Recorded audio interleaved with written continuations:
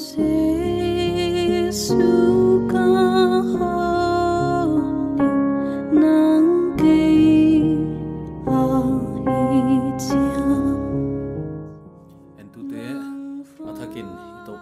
Christ minin it na chibai kan bu kai tu series truth series again apai zom zela again dia hiale truth about man chi ya mi hing to kisai thu tak basic truths kan khatu ni na gen leng u thwai isa ai wai gen mai na en tu te khang no ten hi truth series ball pen truth 14 city pen hi ina phat tuam pi chat ilamena YouTube EBC media ki ya yai channel hi non profit ahi jakina panghiam saptomina sumu na dia bol hi lawai chi again thak thaka wai jak takina lomle gwalte la kale subscribe dina an again son dina kon na ya kya hilo truth series te kya hilo bina thugen nang tom te le la tom te ki upload je lai manin saptom te khangno te na phat tom pi ngi kalamena hi uchi komina adang truth series om sa te ile wai te le et sujop the zel di na hi manina ya hi ana jang man phadina to pa mi kon ni nai to bana tumalama igen tak ma bangina up to 12 years tiadi pat ilungula hi pen tu hongtung ding Friday ni na a premiere chi dia ma a pilot show ki bol so mai manin waidina athakina nu le pa te hi le khangno na pangte kon thei saka kumsom le ni chiang tia di hi a show khat ki bol de hi ani dangina hi truth 14 pen hi Wednesday le Friday an ki kha se pen hi tu na truth 14 pen Wednesday in ki kha dia Friday ina truth for kids chen up to 12 years te dia to on ki kha hi dia hi wai pelena na build do chia ta thumna na landin to pamin kon ni na hi ya hi amasa kizak sang na saulo account bol hi le chia hi tuna ithugen dia iludia truth about man mi hing to kisai basic truths can khat gen leng u thoi ka sa wai mai na myth busting ichidiama gin tak ineyu la adikilo ken khatte kon tak lang noma aki thang mama hong ki thang deu di khat a hi le mi hing hong ki patna origin of man ki chi hi a hiya sot pe ka pana min ana boy pi ta kule theory tuam to mana bolu a hiya yai laka tu ni tana science book te tan pha i toi chu pangai chale evolution theory of evolution kha agingta tampio ma khovela mi hing waina hon present bangai chi le mi hing hi khatve thua omlo wa ke pana omsak ahi ke leivuya ke pana bol chi te ahi zanjan kia all a gan hing te hong ki evolve to wa cha single cell apana multicellular organism ngoma waya ke pana atuam to mang ki khena gan hing ne wa neu imu theilo te mu theong swa kwa khwag lian de hon newa azat theina du atuam to ma khutte khong ka khia vasa te bang hongoma kheli nei te bang hongoma kheni nei te bang hongoma wai pana zong bang hongoma ai zonga ki pana primates te hongomwa wai primates ting ki evolve to atopa homo sapien mi hing ngi chi evolution atua atobrang atung pen oma hi chi hi ngai dana oma kanaute tunina hiai pen bang chituka ginta khwaya chi hi ana su thakleu chinu thwai kasa tampi dena nana a face value a science book yam khong isim theory of evolution origin of species chi khong isim changa igin tang mai pen hi atak ta ginta khwaina di hi chi hi mi malin ana su leu chinu thwai kasa ken leng ka thei ke ya dia hun ka sak tanina kan ena ke mu khia ta hi ale na ginta khwai lo ai again zo di danglem tan lo na ginta khwai lo ai mai primates akipana mi hing hong so naw hi kwamana hi ai kalpen a bridge pen kha a gap pen kha sutwa thinai lo hi wai zega missing link ichi te omom mai ai le missing link kom le chu thu tak a hi ke chi nai zo hi wai kya hi loina mi malina kinga isu leu chen mi ngina intellect kine jen emotion kine hi free will kine free chi se didiama will kine hi desire intellect emotion will hei te hi e hon suang tu chi teuna ani hi chi ven le hang aten dan wa pana le nei lo hi chi thinga lai ai le hi ya khuak lam le khalam thili chi diama emotional psychological leap primate cha ki pana wa ya mi hinga hung tom to bang chi dana bangin huai click kha I brain a bang chi bang change ngoma bang ki kheng na hongoma hi dio chi hi ei mo la mol ten le scientist ten su thei lo du hi vio e chi thei le e chi thei pe ni a siam ten le su thei lo tak taku ana hi why is kina theory a hi a fact hi lo hi thei mai thei chi thuai why is kinu naw te tunin I hi na ikipat na pe ni su thak vel thak dia to pamina hon ngen ka hi adia kin khopi la maum te bangina ngai dan tuam religion tuam ki pana input na namu ka ging ta mi hing teng ki pat na di to ki sai aya tuni na lai siang thawin bang hon chia chi hi saulo chikina hon ngai kya chak leu chin chia to pamina hon ngen kai a hi le lai siang thawin bang a chia lai siang thawin chu you are created in God's image. You are created by God in His image.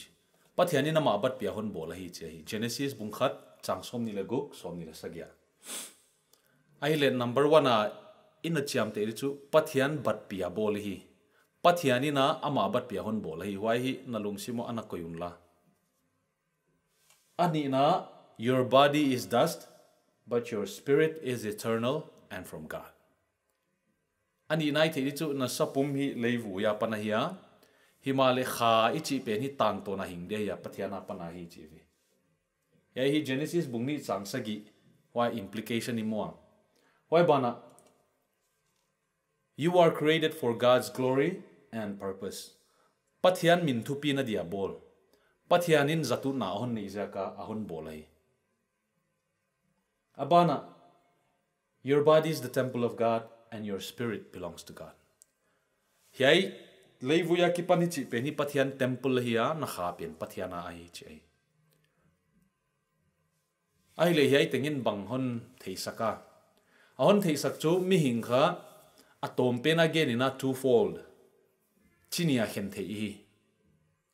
kha ki chia oma sa ki chi om kha pen hong ki patna tuama sa pen hong ki patna tuam kha purpose atuama sa purpose le atom khatomai yai hi tuni na naute na thei thakliang u thoi ka sai a hi le sa banga a purpose kha banga purpose sapum yai pen hi leivuya ki pana bola hi chia Genesis bungni chang sagia huan to pa pathianin leitunga leivuin mia bola achia bungthum chang som le kwa leitunga ki pana lak hiak la na hinga la leivui na hiya leivuya na ki non ding a hi achi hi a hi le chu ya pani thei chu sapum pe ni hiai leitung hiai khovel a ki pana bola hi ai le chu hiai khovel mi ma chu hi ve hiai leitung anei ti vai leitunga dia leitunga leivuin mi a bola wai bana leitunga ki pana lak hiak na hiya leivuya na ki non di chi tua imu the hiai sapum flesh chi pen chu lei tung mi le ya bol le ya ki non dia hi ani na khala Genesis bungni chang sagi na asujom na anak wangte hin na hu a haluta hu chi in mi hing ahong hi ta hi anak wangte hin na hu hiai sapum ama le ma leivuya ki pana ki bol pen hi pathiani na bolina ahing zen kia sapum leivuya bol statue mu dan le ya le huwa ya pathiani na hin na hu a hatlu ta kha hong hi mai a hi le a omdan chu na sapumina ama hin na nei lo min chin leivui ma bang hiya himale pathiana ki pana bang hiam a hong lu chang a hong hi ngai a hi le wai alut pen kha a hi kha ichi spirit tua na hin na wai zakina kanaute tunina kisu thak dia to paminan ngin kai nang his thwa ania bol atom pen agena thwa kha chuna sapumai leivuya ki pana bol wai leivuya ki dingai a thwa khat pen hi lei tung thil hi lo wai pathiana ki pana hong ki pan na hiya